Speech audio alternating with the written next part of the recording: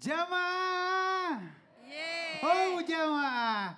Alhamdulillah. Happy wife sama dengan happy life. Masya Allah ya. Nah sekarang kita minta ilmunya dari Ustazah Lulu lagi nih. Iya Bang Ali, mohon izin Ya, Habib dan Ustaz ada Syam. lagunya tuh. Wong Apa itu? kong ini kok dibanding. Nah, Waduh. yang namanya orang itu kalau misalnya dibanding-bandingin kadang-kadang ada demen, bener nggak? Iya. Apalagi kalau misalnya istri kita dibanding-bandingin sama yang lainnya. Nah, ini bagaimana sih untuk menyikapi hal seperti ini? Kalau misalnya seorang wanita dibanding-bandingin biasanya kena mental tuh. Ya, silakan Ustazah. Ya Allah, insya Allah mudah-mudahan jangan ada yang sampai banding-bandingnya. Don, saga, don, tales, nggak gitu juga keles. Jamaah! Be. Oh jamaah! Be. Alhamdulillah. Ibu suka dibanding-bandingin nggak? Tahu-taunya Bapak lihat HP senyum sendiri. Pak kenapa tuh Bu? Ini cakep banget Bu. Ya Allah ada itik nganyut dikali. Ini perempuan cantik sekali. Abang Teguh ketiban palu. Wahai para suami sungguh terlalu. Mohon maaf lahir dan batin nggak boleh seperti itu. Jadi bagaimana kita banding-bandingin untuk apa? Tuh lihat tujuannya ya Bu ya. Mohon maaf ini termasuk dosa. Kenapa kok bisa membanding-bandingkan? Pikiran aja nggak boleh kayak begitu. Tapi ingat mohon maaf lahir batin Rasulullah mengingatkan kita semuanya ciri wanita salihah apabila dilihat menyenangkan. Kemudian juga taat kepada suami dan juga menjaga harta dirinya ketika suami tidak ada. Artinya apa? Kadang juga ingin sekali yang namanya ibu pun juga memiliki husnudon. Ya Bu ya, wah pengen kali ya si Ayang Beb, Honey Bunny Sweetie Baby saya pengen seperti ini. Tapi mohon maaf jangan sampai suami cuma lihat aja membayangkan, ih ini cantik amat ya. Tapi tidak ada ikhtiar, nggak ada usahanya. Coba komunikasikan. Mah ini pengen banget ya yang namanya badan kita sehat. Yuk kita olahraga, daftarin yang namanya senam. Atau mungkin dijaga pola makannya. Pengen gak kayak begitu? Pengen cantik, ya Allah ada modalnya. Tapi suami pun juga ikut mendukung. Ada namanya solusinya, tidak hanya ingin tapi nggak ada solusi. Kemudian apalagi, yuk sama-sama lihatnya Bu. Innallaha la yanzuru ila suwarikum wala ila ajsamikum walakinallah yanzuru ila qulubikum wa a'malikum. Allah enggak lihat dari rupa, kemudian perhiasan, Allah lihat hati dan juga dari perbuatan kita. Wahai para suami, Masya Allah bersyukur ketika istri kita mohon maaf ya, mungkin sudah makin lebaran tiap hari ya Bu ya.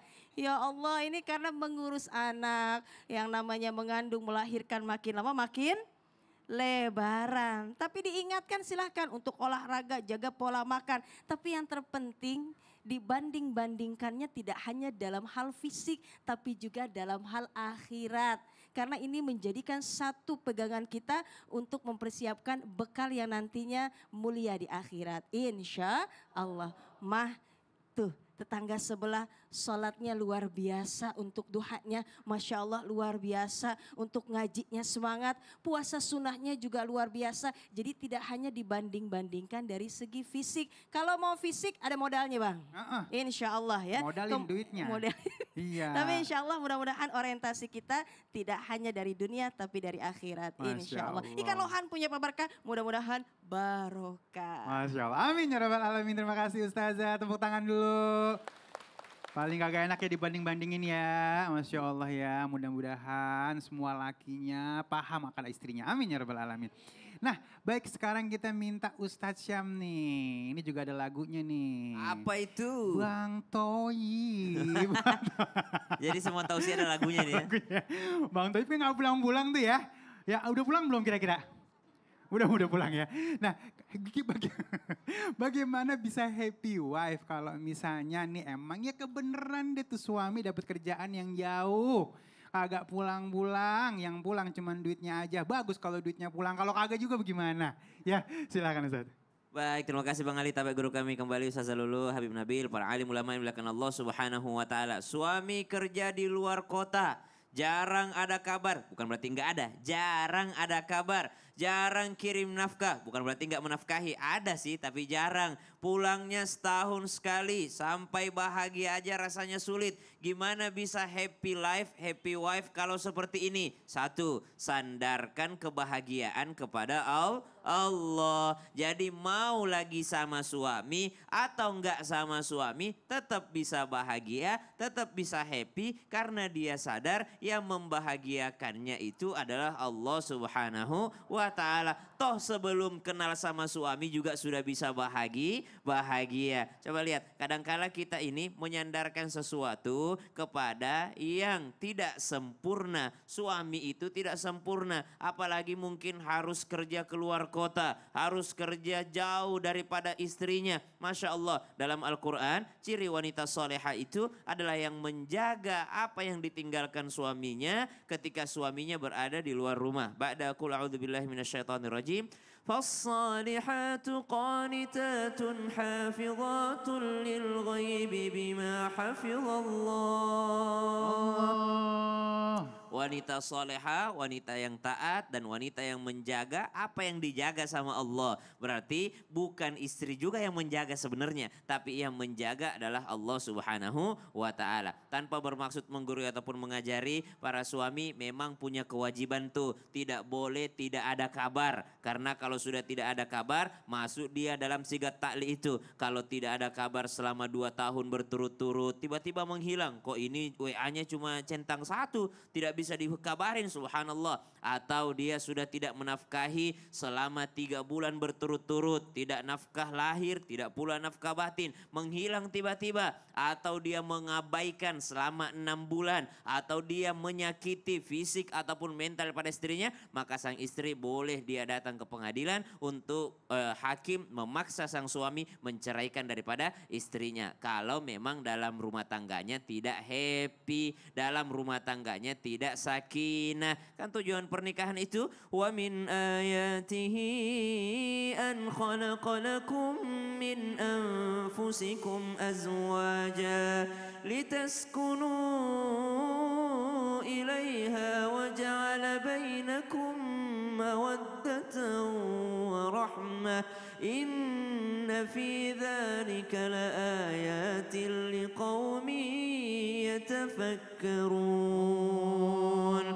Memang tujuannya yang kita ingin capai adalah sakinah, adalah ketenangan, kenyamanan. Jadi kalau sudah tidak ada lagi ketenangan, tidak ada lagi kenyamanan untuk beribadah, pokoknya dalam rumah tangganya dosa aja terus yang terjadi, kezaliman aja terus. Sang suami mengabaikan istri, sang istri juga sudah tidak peduli, akhirnya dia mengumbar sana sini. Maka subhanallah, Islam tidak melarang perceraian, tapi tolong dijaga. Kalau bisa dijaga, itu adalah ibadah yang luar biasa. Abdullah bin Mas'ud radhiyallahu anhu dikatakan dalam riwayat, kata beliau, seandainya saya tahu umurku sisa 10 hari dan ibadah apa yang Allah pilihkan untuk saya supaya saya bisa lakukan dalam 10 hari ini, maka kata Ibnu Mas'ud, saya akan menikah. Saking banyaknya pahala dalam Masya pernikahan. Allah, yang paham seperti itu tuh ya. Iya, artinya jangan mudah lah untuk cerai. Suami kerja keluar kota kan untuk menafkahi juga. Iya, ya mudah-mudahan kita doain di sana juga baik-baik aja ya. Dan- Jangan prasangka buruk. Dan happy-nya jangan disandarkan kepada suami, tapi happy-nya disandarkan kepada Allah. Allah, cakep. Tepuk tangan dulu.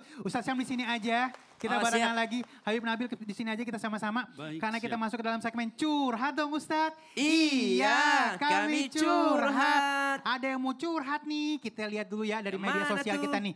Kita lihat di belakang. Nah ini dia nih. Oh. Assalamualaikum. Waalaikumsalam warahmatullahi wabarakatuh. Saya mau cerita boleh. Rumah tangga saya terasa seperti neraka ya Allah. Suami pernah ya, berarti sering atau pernah kita nggak tahu ya. KDRT, pernah, aduh ada selingkuh juga. Dan semua itu terulang lagi, berarti cuma bukan sekali. Katanya udah tobat, tapi tidak ada tanda-tandanya berubah. Saya hidup penuh ketakutan dan kesedihan.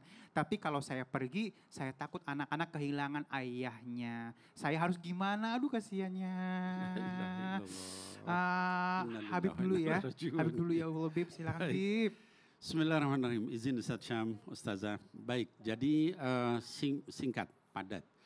Yang pertama, hal-hal seperti ini seringkali tidak dikomunikasikan. Bicara, nomor satu, bicara. Sampaikan ya bahwa ini begini, bagaimana kelanjutannya. Nomor satu.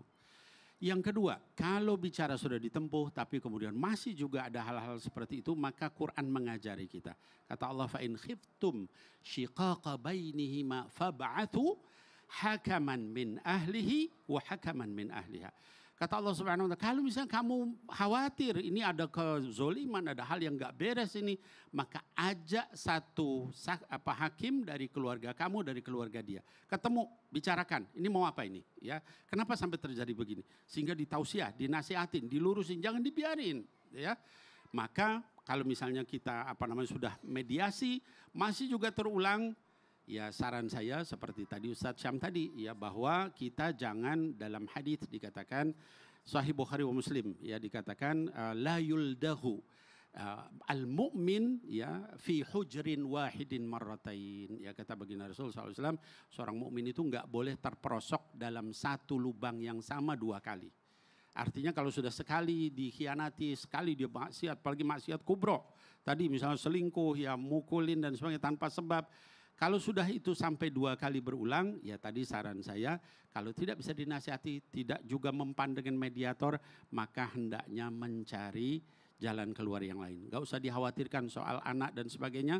Insya Allah walaupun misalnya sudah berpisah, tetap anak bisa ketemu. Ya, tapi berada di rumah tangga seperti itu, maka anaknya jadi nanti tidak baik, jadi rusak, jadi kemudian anaknya bahkan melihat, oh bapaknya ibu kok dibiarin begitu, nanti bisa jadi anaknya laki-laki nanti jadi juga dendam, suka selingkuh, ngerinya, suka juga kemudian nanti KDRT, dia lihat ibunya diam aja, jadi jangan seperti itu. Mudah-mudahan dengan cara seperti itu, maka rumah tangga itu sakinah, mawaddah warahmah. Begitu ya Ustaz Syam. Fadhal Ustaz Syam. Dan perlu juga kita mengembalikan semuanya pada hukum syariat. Kalau memang sudah terjadi kezaliman yang membahayakan nyawa, Islam itu sangat memperhatikan satu nyawa, subhanallah. Bahkan dikatakan siapa yang menghilangkan satu nyawa bagaikan menghilangkan seluruh umat manusia. Saking diperhatikannya nyawa itu. Jadi urusan KDRT ini bukan urusan sepele, subhanallah. Maka kalau dikatakan dengan berpisah dengannya bisa menyelamatkan satu nyawa, maka dengan seperti itu sudah menyelamatkan nyawa yang lainnya. Siapa dia? Anak-anak tadi. Kalau dikatakan anak-anak kehilangan sosok ayahnya, daripada dia kehilangan nyawa. Kalau ibunya subhanallah kehilangan nyawa, maka anak-anak tadi sudah dianggap juga kehilangan nyawanya. Maka keluar dari rumah subhanallah tanpa bermaksud untuk menjauhi daripada ibadah, tapi untuk melanjutkan kepada ibadah selanjutnya sebagai seorang single mom yang merawat anak-anaknya, membesarkan anak-anaknya. Sosok seorang ayah bisa hadir dari mana? Bisa hadir dari seorang guru. Sosok seorang ayah bisa hadir dari mana? Dari lingkungan yang tetap mendukung. Intinya ibu juga introspeksi diri tanpa bermaksud ataupun mengajari. Apa sih yang bisa saya kasih ke anak-anak saya kalau misalnya mereka tidak punya ayah? Apa yang bisa saya maksimalkan kepada anak-anak saya seandainya saya membawa mereka pergi? Dan jangan terjebak dalam sebuah kezaliman. Karena Nabi SAW sangat-sangat memperhatikan urusan rumah tangga ini. Sehingga Nabi katakan saya yang terbaik di antara kalian. Supaya apa? Supaya sahabat semua nyontohin Nabi SAW. Supaya umatnya juga ngikutin Nabi SAW. Jadi kalau sudah ada pasangan yang tidak ngikutin Nabi SAW, berarti sudah jauh daripada ajarannya Nabi SAW. Ibu, selamatkan nyawa ibu, selamatkan mental ibu, selamatkan anak-anak ibu. Tidak apa-apa kehilangan ayah biologis, yang penting dia tidak kehilangan sosok ayah dalam kehidupan selanjutnya. Bisa diisi dari mana? Diisi dari ilmu, diisi daripada ibunya yang berperan juga sebagai seorang ayah, diisi dengan lingkungannya yang baik, bawa ke majelis ilmu, dan yang penting menjadi senjata bagi orang beriman adalah doa-doanya. Doa ibu menembus langit insya Allah. Ustazah Lulu silakan. Happy wife, happy life. Ya insya Allah mudah-mudahan Allah berkahi kita dengan kebahagiaan dunia dan akhirat. Jangan lupa untuk senantiasa menjaga niat menikah karena Allah dan tujuannya adalah beribadah yang insya Allah Allah ridha dengan rumah tangga kita. Sebagaimana Rasulullah rumah tangganya begitu indah, baiti jannati, rumahku adalah syurgaku. Karena senantiasa Allahus Samad digantungkan hanyalah kepada Allah. Dan jangan lupa untuk doa kita yang senantiasa kita panjatkan, Rabbana hablana min azwajina wa zurriyyatina qurrata a'yun waj'alna lil muttaqina imama.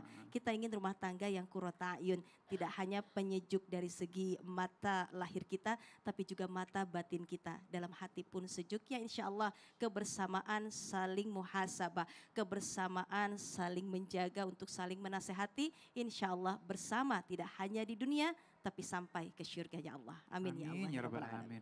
Baik, Ustaz Syam mungkin untuk melengkapi hari ini biar sempurna kita doa sama-sama ya. الحمد لله رب العالمين اللهم صل على سيدنا محمد النبي الأمي وعلى آله وصحبه وسلم ربنا هب لنا من أزواجنا وذرياتنا قرة أعين وجعلنا للمتقين إماما يا الله يا رحمن يا رحيم. Jikalau ada jamaah Islam itu indah yang belum ketemu jodohnya, pertemukan dengan jodoh yang saleh dan salihah ya Allah, yang menggandengnya sampai ke surgamu ya Allah. Jikalau ada pasangan yang belum punya keturunan, maka berikan keturunan yang saleh dan salihah padanya ya Allah, yang menghafal Al-Quran serta berakhlak Al-Quran ya Allah. Jikalau di antara kami dan jamaah Islam itu indah ada yang pasangannya belum mau salat, maka berikan hidayah padanya ya Allah. Berikan hidayah kepada kami dan pasangan kami serta anak cucu keturunan kami ya Allah. Ihdinas siratal mustaqim siratal ladzina an'amta alaihim ghairil maghdubi alaihim waladdallin. Amin. Masya Allah, terima kasih guru-guruku yang dimuliakan Allah Subhanahu wa taala. Terima kasih jamaah yang sudah hadir di studio. Terima kasih juga untuk pemirsa di rumah. Selamat beraktivitas. Jamaah, alhamdulillah. Salatullah salam